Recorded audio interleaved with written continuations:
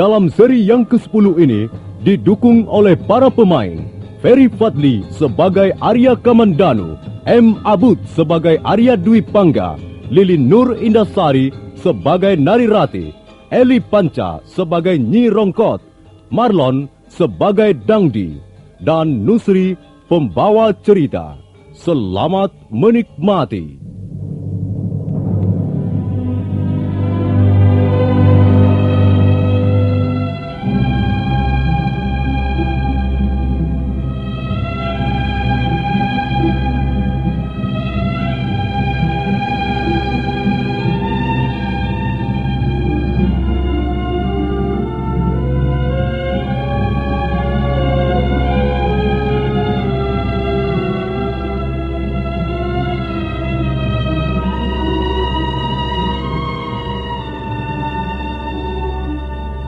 Narirati bergegas melangkah menuju tepi padang ilalang untuk menemui Arya Dwi Pangga.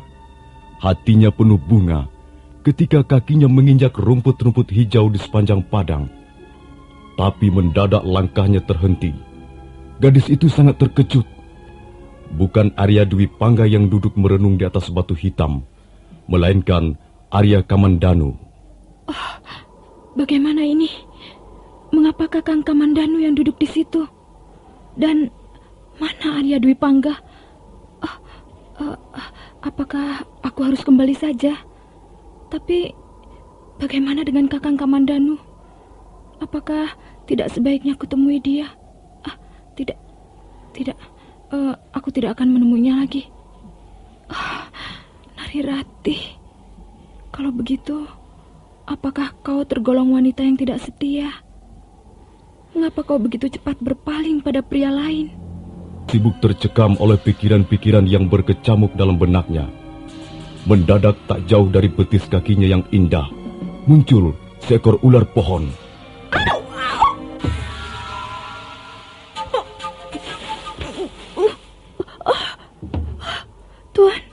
Tuan Dwi Pangga. Jangan keras-keras. Adikku ada di sana. Kalau dia tahu kita berada di sini, bisa terjadi keributan. Ular itu kakiku.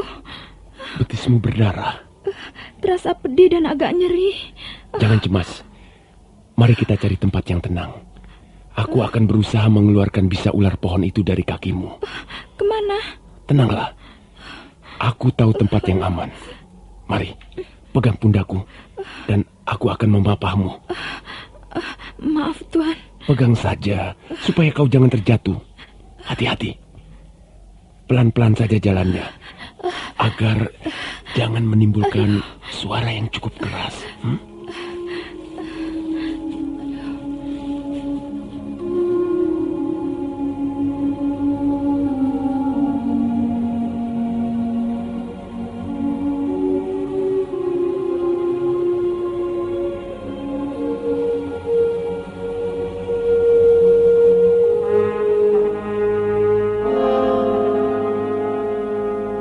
Arya Dwi Pangga memapah Narirati. Mereka berdua diam-diam meninggalkan tepi padang ilalang. Mereka melangkah ke arah selatan, ke arah Candi Walandit yang nampak berdiri kokoh di balik. Sudah, di sini saja, Tuan. Aduh. Mengapa kita tidak beristirahat di dalam saja? Ruangan candi itu cukup leluasa untuk mengeringkan keringat kita. Ayo. Tidak. Kita masuk. Tidak, di sini saja. Kau seperti ketakutan melihat candi itu. Ada apa? Tidak apa-apa. Aduh. Baiklah. Sekarang aku akan mengeluarkan bisa ular pohon itu. Kalau tidak kukeluarkan, betismu bisa kaku dan membengkak. Apakah bisa ular itu berbahaya, Tuan? Aduh. Kenapa? Kau takut kehilangan sebelah kakimu? Itu tidak akan terjadi. Kalaupun terjadi, aku bersedia menggantikannya dengan dua belah kakiku. Sudahlah, Tuan jangan terus menggoda saya. Kau tidak usah khawatir, Rati. Bisa ular pohon itu tidak berbahaya. Maaf. Tuan, Tuan telah memegang betis saya. Aku harus mengeluarkan bisa itu, Rati. Tapi, mengapa Tuan memegang betis kaki saya? Betismu tidak berkurang indahnya walaupun ku pegang 10 kali sehari. Tapi itu tidak boleh, Tuan. Itu terlalu lancang, bukan? Aku kan harus mengeluarkan bisa itu. Mengapa tidak boleh memegang betis kakimu? Sekarang, kau harus menganggap aku seorang tabib. Dengan apa Tuan akan mengeluarkan bisa itu? Bisa itu harus kusedot dengan ini. Mulutku. Lihatlah.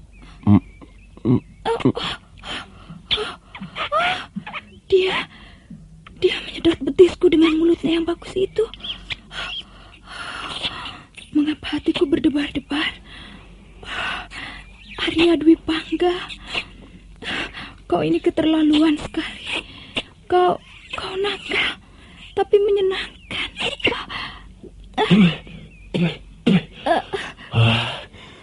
Lihat, darah bekas gigitan ular pohon itu merah kehitam-hitaman.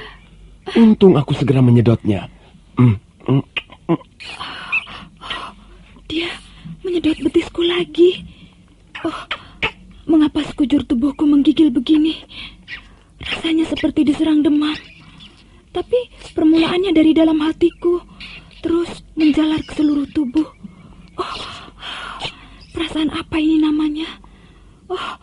Dewa Batara Kamajaya dan Batari Ratih, Dewa Dewi Asmara. Pasti ini pekerjaan kalian.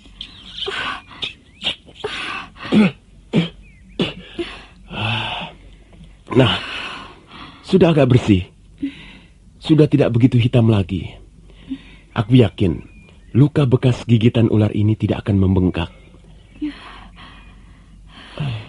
Mengapa, Rati? Mengapa napasmu tersengal-sengal? Tidak apa-apa. Sakit ya? Iya, agak sakit sedikit. Kalau begitu, coba sekarang kau baringkan tubuhmu sebentar di atas batu pipih ini. Ayo, berbaringlah. Terima kasih, Kakang Dwi Pangga. Angger Kamandanu. Nger. Angger Kamandanu. Apa yang Angger lakukan di tempat ini? Bibi mencari kesana kemari dari tadi. Mengapa Bibi mencari aku? Angger kan belum sembuh benar. Angger masih harus banyak istirahat. Aku sudah sembuh, Bi. Biar aku di sini. Bibi pulang saja. Jangan begitu, Ngger. Bibi tahu Angger belum sembuh benar. Kemarin saja Angger masih mengeluh pusing. Mengapa Angger membohongi Bibi Rongkot yang sudah tua ini? Bibi tidak usah terlalu memikirkan aku, Bi. Bagaimana bisa begitu? Angger Kamandanu dan Angger Dwi Pangga adalah momongan Bibi sejak masih anak-anak. Sudah 15 tahun Bibi momong Angger berdua. Tapi mengapa sekarang Angger berkata begitu? Apakah Angger Kamandanu sudah tidak menginginkan Bibi tinggal bersama Angger lagi? Bukan begitu maksudku, Bi. Maafkan kalau kata-kataku tadi menyinggung perasaan Bibi. Ya, mungkin karena Nyi Rongkot ini sudah tua bangka. Orang kalau sudah tua tidak banyak berguna lagi. Dia hanya akan bertambah cerewet, banyak tingkah, sedangkan hasil pekerjaannya tidak sempurna lagi. Mungkin Angger sudah bosan melihat Bibi. Mengapa Bibi berkata begitu? Bagaimana aku bisa bosan pada Bibi Rongkot? Bibi sudah kuanggap seperti orang tuaku sendiri, Bi. Kalau begitu Bibi menjadi lega dan gembira sekali. Rupanya tenaga yang sudah semakin rapuh ini masih dibutuhkan juga. Sudahlah, Bi. Jangan membuat hatiku bertambah sedih. Ger, apa sebenarnya yang menggelisahkan hati Angger? Soal gadis desa Manguntur itu kan. Entahlah, Bi. Jangan terlalu dipikirkan, Ger. Nanti Angger bisa bertambah sakit. Anggap saja semua itu merupakan suatu pengalaman yang berharga untuk membina masa depan Angger Kamandanu. Menurut Bibi, soal jodoh bukan di tangan kita, Angger.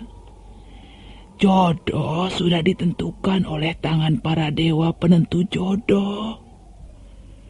Kalau memang Narirati itu jodoh Angger Kamandanu, biarpun dia lari ke atas Gunung Semeru, tetap saja akhirnya akan jatuh ke pangkuan Angger. Nah, percayalah kata-kata Nyi Rongkot yang tua ini. Iya, Bi. Aku percaya. Tapi kadangkala hati ini tidak mudah untuk menerimanya. Hati dan pikiran mengapa selalu bertentangan? Seringkali aku tidak bisa memahami apa yang terjadi. Ger, jangan memikirkan apa yang sudah terjadi. Pikirkan saja apa yang belum terjadi. Apa yang sudah terjadi, biar mengendap sebagai pengalaman hidup. Dan kata orang-orang tua, pengalaman adalah guru kita yang paling sempurna. Guru manusia hanya mengajarkan satu sisi kehidupan saja. Sedang guru pengalaman mengajarkan yang lebih lengkap. Oh, kata-kata Bi Rongkot dalam sekali. Ya, itu pun berkat pengalaman Bibi masa muda dulu, Ger. Terima kasih, Bi. Nasihat Bibi kembali membesarkan hatiku. Sudahlah, Ger. Jangan banyak berpikir yang tidak sehat. Itu bisa merusak diri Angger Kamandanu sendiri. Nah, sekarang mari kita pulang. Duduk merenung sendiri di tempat seperti ini bisa menjadi sahabat setan. Baiklah, Bi. Mari kita pulang. Tempat ini memang menyakitkan. Mengapa aku bisa tidur di bangunan candi ini? Aku yang membaringkanmu di sini, Rati. Kakang Dwi Pangga, Kakang terlalu lancang. Rati, bukan karena aku tidak tahu kesopanan, bukan karena aku tidak kenal tata krama. Aku hanya kasihan melihat tubuhmu terbaring di halaman candi yang kotor berdebu. Sementara panas matahari mulai menyengat dari sela-sela pohon. Tapi, ya, kalau kau keberatan, aku pun bersedia memindahkanmu kembali ke sana. Itu tidak lucu, Kakang. Aku bukan barang perhiasan yang bisa dipindah ke sana kemari. Siapa yang mengatakan kau barang perhiasan? Kau adalah seorang dewi. Kau adalah bidadari yang turun dari kahyangan, melewati tangga pelangi untuk membuat isi dunia ini menjadi cerah dan bahagia. Kakang? Sekarang kau memanggil Kakang? Mengapa tidak Tuan? Rasanya tidak enak memanggil Tuan. Terlalu resmi. Kakang lebih akrab dan lebih sopan. Apa Kakang keberatan? Bukankah aku sudah lebih dulu memintamu memanggil Kakang? Kakang Dwi Pangga, bolehkah aku bertanya? Silakan. Aku akan berusaha menjawabnya dengan baik. Kakang Dwi Pangga pandai sekali menulis syair. Semula aku kira Kakang Kamandanu yang menulis syair-syair itu. Dari mana Kakang belajar menulis syair? Menulis syair tidak bisa dipelajari. Masa begitu? Iya, memang begitu. Menulis kata-kata indah ada kamusnya. Tapi menulis syair membutuhkan bakat yang khas. Nampaknya kau tidak bisa hidup tanpa syair. Bagiku hidup ini adalah syair, Rati. Apa yang kulihat, kualami, kudengar, kusaksikan adalah lantunan-lantunan bait syair. Kau tidak percaya? Nah, dengarkan.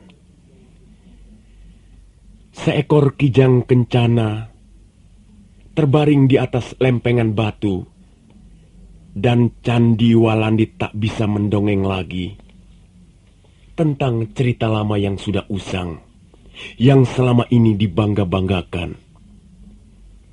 Mega pun tersingkap. Angin berhenti.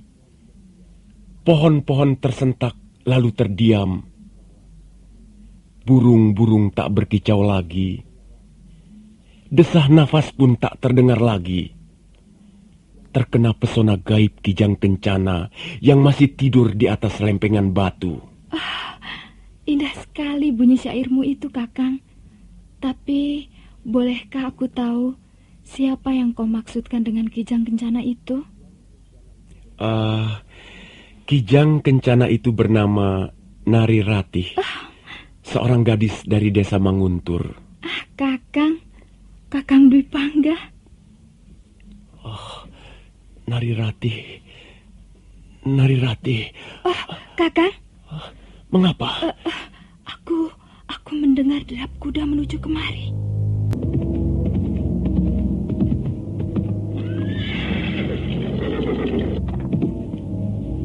Hei, kalian yang ada di dalam candi, keluarlah. Aku tahu kau adalah Kamandanu dan anak Rekian Wuru. Ayo keluarlah, ini Dangdi. Jadi kalian tidak mau keluar? Kalau kalian tidak mau keluar, aku akan mengganggu kalian dengan batu-batu ini.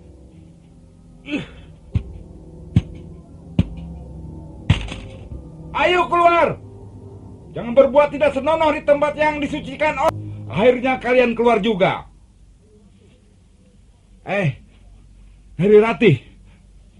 Wah, rupanya bukan Kamandanu yang menjadi pasanganmu sekarang ya. Kamandanu atau bukan, itu adalah urusanku. Kau tidak usah ikut campur, Dangdi. Baru aku tahu, Nari Ratih ternyata hanya wanita murahan. Kau gampang dibawa orang. Dangdi, Kakang, dia telah menghina aku. Dangdi, mengapa kau mengganggu ketenangan kami? Aku hanya kebetulan lewat jalan ini. Kalian tidak usah khawatir. Tidak ada perlunya aku lama-lama di tempat ini. Hup, ya. Nah, selamat berjumpa rayu. Ya. Dangdi, dia telah menghina aku, Kakang. Mengapa kau diam saja, Kakang Dwi Pangga? Mengapa kau biarkan Dangdi merendahkan dan menghina kijang kencana? Sudahlah, Nari Ratih. Dia sudah pergi. Apa perlunya melayani manusia seperti itu? Manusia mempunyai pikiran dan rasa. Sedang babi hutan hanya memiliki taring yang panjang, tapi tidak mampu melihat daki di tubuhnya. Dan orang seperti Dangdi itu mirip babi hutan. Biarkan saja babi hutan berkeliaran di hutan mencari makanan. Benar, Kakang. Tak ada manfaatnya kita melayani omongan orang seperti Dangdi. Hanya membuat sakit hati kita sendiri. Semenjak pertemuan di Candi Walandit itu, mereka, Arya Dwi Pangga dan Nari Ratih, seringkali mengadakan pertemuan di tempat yang sama. Hubungan dua insan berlainan jenis itu semakin akrab. Nari Ratih mulai melupakan Arya Kamandanu. Sementara itu, Arya Kamandanu sendiri sudah sembuh dari lukanya. Suatu ketika, dia sedang sibuk mengendarai kudanya. Tak terasa kudanya membelok ke arah tepi padang ilalang. Dan Arya Kamandanu membiarkannya. Kuda itu terus berjalan dengan tegap di atas rumput. Pada saat Arya Kamandanu tengah sibuk memandang luasnya padang ilalang, dari arah Bukit Kurawan muncul kuda yang lain. Kuda itu terus dipacu makin dekat.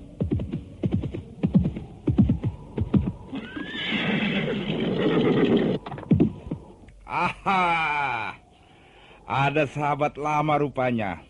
Apa kabar Kamandanu? Kau jangan mencari gara-gara lagi denganku, Dangdi. Kalau kau bersama dua orang temanmu itu telah membuatku babak belur, bukan berarti aku lalu gentar menghadapi kalian. Carilah hari yang baik untuk membuka pertandingan babak baru, Dangdi. Aku akan siap melayanimu kapan saja. Sayang sekali Kamandanu.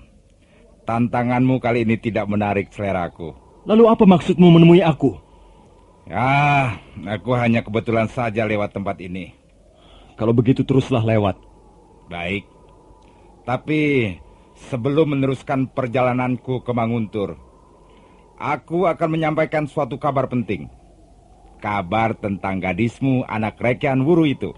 Dangdi, kalau kau mengganggu dia lagi, aku tidak akan memaafkanmu. Sabar Kamandanu. Jangan menuduh tanpa bukti. Siapa yang mengganggu Narirati? Kalaupun ada, bukan aku orangnya. Apa maksudmu, Dangdi? Kau akan tahu apa yang ku maksud. Kalau sekarang ini berkuda ke Candi Walangdit. Arya Kamandanu tertegun sesaat. Candi Walangdit? Apakah ini merupakan siasat Dangdi untuk menjebaknya datang ke tempat itu? Nah, para pendengar sekalian, silakan mengikuti kisah ini dalam seri berikutnya. Seri ke-11 episode Pelangi di Atas Kurawan ini. Sampai jumpa.